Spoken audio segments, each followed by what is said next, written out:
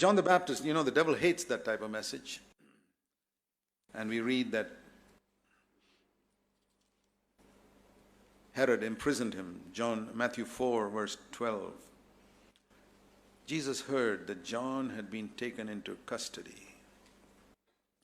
There are many things that God does, which I tell you honestly, I cannot understand.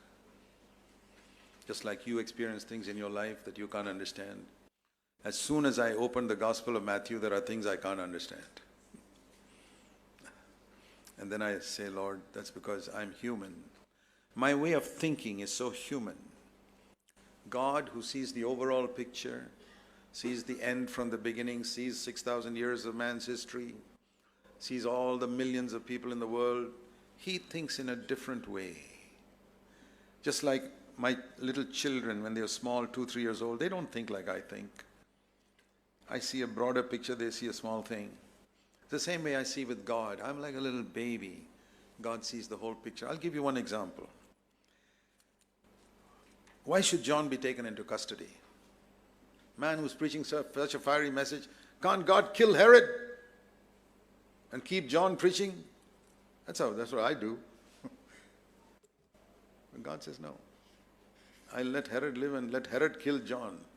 That's crazy to me. Doesn't it sound crazy to you? But it's not crazy. It's because I don't have the wisdom of God. Do you see how there are certain things we cannot explain? I'll give you another example. In Matthew chapter 2, it says the wise men Herod told the wise men, when you go to Bethlehem, you find Jesus, come and tell me, I also want to worship him. He wanted to kill him. And the wise men were warned by an angel, don't go back to Herod. And they disappeared, and Herod was waiting for nearly a number of months anyway. And when he discovered that they duped him and there's some child born who is going to be a king, is going to replace me as king of the Jews, you know what he did? It says in Matthew chapter 2 that he sent, the story, he sent soldiers to kill all the children in Bethlehem that were below 2 years old. Imagine a little town where every child below the age of 2 was killed. I say, Lord, why? What would I have done if I were there? I would have killed Herod. What would you have done? Tell me. Would you have killed Herod, or would you have allowed all these babies to be killed?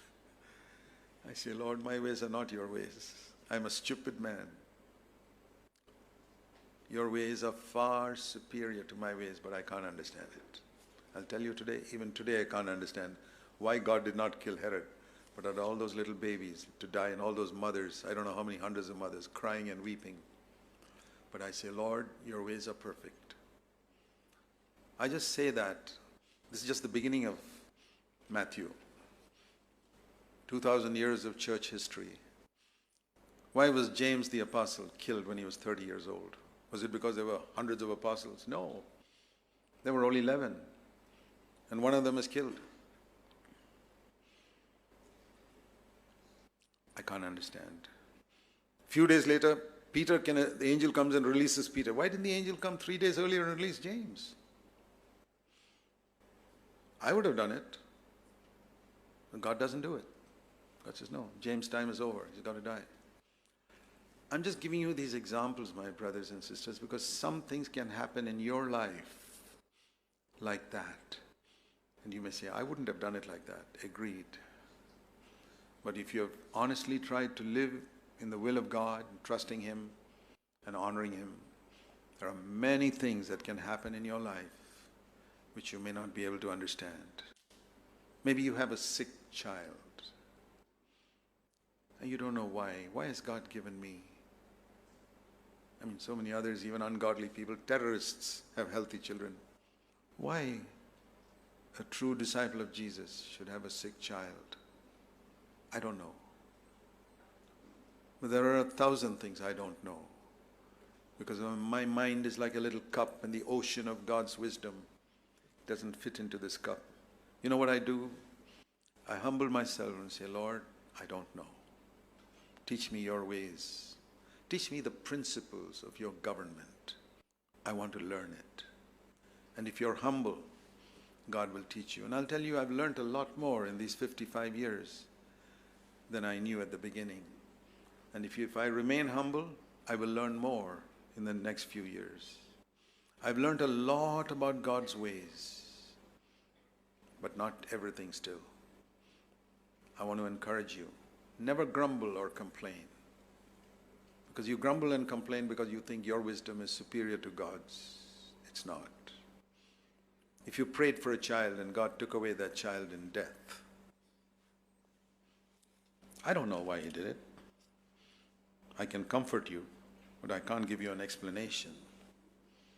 But I can say this: God's ways are not our ways, but His ways are far better. As much better as heaven is above earth, as much higher as heaven is above earth. That is our confession of faith. Think of Christians who were tortured in prisons for so many years. Why didn't God release them? Even in this last 100 years. Even right now, in places like China, and probably a day coming in India. Why should that man who sacrificed his job and gone to North India to preach the gospel, why should he be killed by anti-Christian people? Now, in the last 1 year. Why should his house be burned? Why should his children be made fatherless when he went there, sacrificing a good job he had to preach the gospel out there? Why does God allow that? I say, Lord, I don't know. But I still say your ways are best. That I will never change. I will have no complaint. Now I want to say this, my brothers and sisters, if you ever have a doubt about that, you're going to have serious problems in the days to come in following Jesus.